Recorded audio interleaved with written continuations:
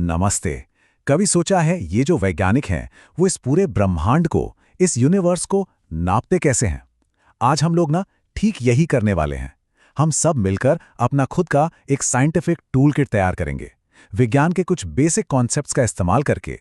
तो सवाल ये उठता है कि हम विज्ञान की भाषा बोलते कैसे हैं। देखिए, ये सिर्फ कुछ फैक्ट्स रटने जैसा नहीं है। साइंस की ना अपनी एक अलग, बिल्कुल सटीक भाषा होती है, अपनी अलग वोकैबुलरी होती है, अपने नियम होते हैं, और आज हम उन्हीं को सीखने वाले हैं। तो अपना ये टूल किट बनाने के लिए हम 5 खास एरियाज को देखेंगे। सबसे पहले बात होगी विज्ञान की वर्णमाला की। फिर हम समझेंगे कि किसी भी पदार्थ यानी मैटर को कैसे डिस्क्राइब करते हैं। उसके बाद चीजों के बीच जो इंटरैक्शन होता है उसकी फिजिक्स को जानेंगे।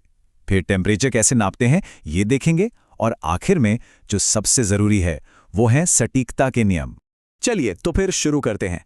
देखिए, किसी भी भाषा की तरह साइंस की भी अपनी एक वर्णमाला होती है, एक अल्फाबेट। और इस फिजिकल दुनिया को समझने के लिए हमें सबसे पहले इन्हीं बेसिक बिल्डिंग ब्लॉक्स को सीखना होगा, और वो है एसआई यूनिट्स। ये जो चार्ट है ना, ये हमारे साइंटिफिक भाषा के बेसिक अक्षर दिखाता है। जैसे मिसाल के तौर पर ये जो सिंबल m है वो होता है मास यानी द्रव्यमान के लिए, जिसे हम किलोग्राम में नापते हैं। वैसे ही t है टाइम यानी समय के लिए, जिसे सेकंड्स में नापा जाता है। यही वो फंडामेंटल यूनिट्स हैं जिनके ऊपर बाकी सब कुछ बना है। ठीक है, तो अब हमारे पास अल्फाबेट तो आ गया। चलिए अब अपने टूल किट में पहले कुछ औजार, कुछ टूल्स डालते हैं। हम उन प्रॉपर्टीज के बारे में जानेंगे जिनका इस्तेमाल हम उस मैटर को डिस्क्राइब करने के लिए करते हैं जिससे ये पूरा यूनिवर्स बना है। तो हमारा पहला और सबसे जरूरी कॉन्सेप्ट है मास यानी द्रव्यमान।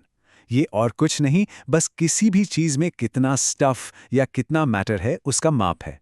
और साइंस में हम इसे नापने के लिए स्टैंडर्ड यूनिट किलोग्राम का इस्तेमाल करते हैं। इसके बाद आता है वॉल्यूम यानी आयतन। इसका सीधा सा मतलब है कि कोई भी चीज कितनी जगह घेरती है। सोचिए, एक दूध के कार्टन में कितना दूध आता है, वो उसका वॉल्यूम है। वैसे तो ऑफिशियल ऐसा यूनिट क्यूबिक मीटर है, लेकिन हम सब अपनी रोजमर्रा की जिंदगी में तो लीटर ही इस्तेमाल करते हैं, है ना? अच्छा, तो जब हम मास और वॉल्यूम को एक साथ मिला देते हैं तो हमें मिलता है डेंसिटी यानी घनत्व। ये एक बहुत ही जरूरी प्रॉपर्टी है जो हमें ये बताती है कि किसी एक जगह में कितना मैटर कसकर पैक किया हुआ है। जैसे सोचिए, एक बराबर साइज का लोहे का टुकड़ा और लकड़ी का टुकड़ा। जाहिर है लोहे वाला ज्यादा भारी होगा। क्यों? क्योंकि उसकी डेंसिटी ज्यादा है। तो चीजें हमेशा एक जगह टिकी क्यों नहीं रहती? वो चलती कैसे हैं, एक दूसरे से इंटरैक्ट कैसे करती हैं? बस यही सवाल हमें हमारे अगले टॉपिक पर ले आता है, फोर्स यानी बल, जो मोशन और बदलाव के पीछे की असली ताकत है। ये 3 बहुत जरूरी फॉर्मूले हैं जो हमें चीजों के बीच के इंटरैक्शन को समझने में मदद करते हैं। सबसे पहले फोर्स, ये वो धक्का या खिंचाव है जो किसी चीज को हिलाता है। फिर आता है मोमेंटम, मतलब किसी चलती हुई चीज में मोशन की मात्रा कितनी है। और आखिर में है प्रेशर यानी दाब। इसका मतलब है कि किसी एरिया पर फोर्स कैसे फैल रहा है। जैसे एक नुकीली कील एक सपाट हथौड़े से कहीं ज्यादा प्रेशर डालती है। चलिए अब अपने टूल किट में एक और औजार जोड़ते हैं।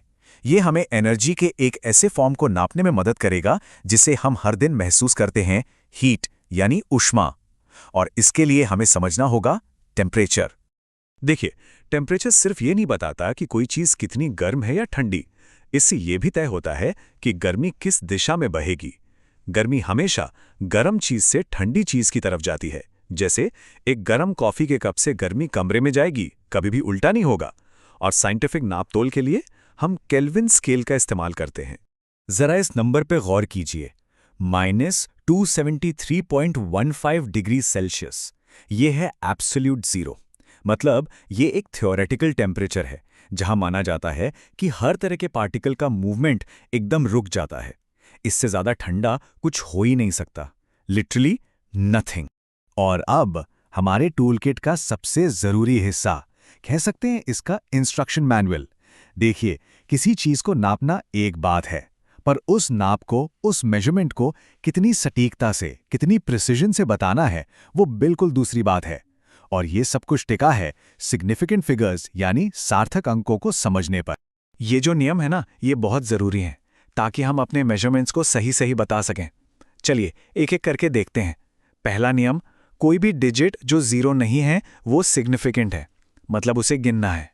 दूसरा, नॉन जीरो डिजिट्स के बीच में आने वाले जीरो भी सिग्निफिकेंट होते हैं। तीसरा नियम, किसी नंबर के शुरू में जो जीरो आते हैं वो सिग्निफिकेंट नहीं होते, वो सिर्फ जगह भरने के लिए होते हैं। और चौथा और आखिरी नियम, नंबर के आखिरी में आने वाले जीरो वो सिर्फ तब सिग्निफिकेंट होते हैं जब नंबर में डेसिमल पॉइंट यानी दशमलव लगा हो। चलिए इन रूल्स को कुछ एग्जाम्पल से समझते हैं, जैसे इस नोटबुक में दिखाया गया है। नंबर देखिए 0.03। रूल नंबर 3 याद है, शुरू के जीरो नहीं गिनते, तो इसमें सिर्फ एक सिग्निफिकेंट फिगर है, वो है 3। अब दूसरा नंबर देखते हैं 2.005। यहां पर रूल नंबर 2 लगेगा, बीच के जीरो गिने जाते हैं, तो इसमें हो गए पूरे 4 सिग्निफिकेंट फिगर्स। और ये जो फर्क है ना, ये बहुत जरूरी है, क्योंकि इससे पता चलता है कि हमारा मेजरमेंट कितना सटीक है। तो कुल मिलाकर बात यह है कि सिग्निफिकेंट फिगर्स का असल मकसद यही है।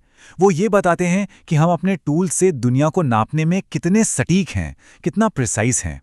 ये हमारे मेजरमेंट पर हमारे कॉन्फिडेंस का लेवल है। तो लीजिए, अब हमारा बेसिक साइंटिफिक टूल किट तैयार है। हमारे पास भाषा है, औजार हैं और नियम भी हैं। तो अब सवाल ये उठता है, हम इस दुनिया में क्या नापना चाहेंगे? हमारी जिज्ञासा हमें कहाँ ले जाएगी? क्योंकि सच तो ये है कि संभावनाएं अनंत हैं।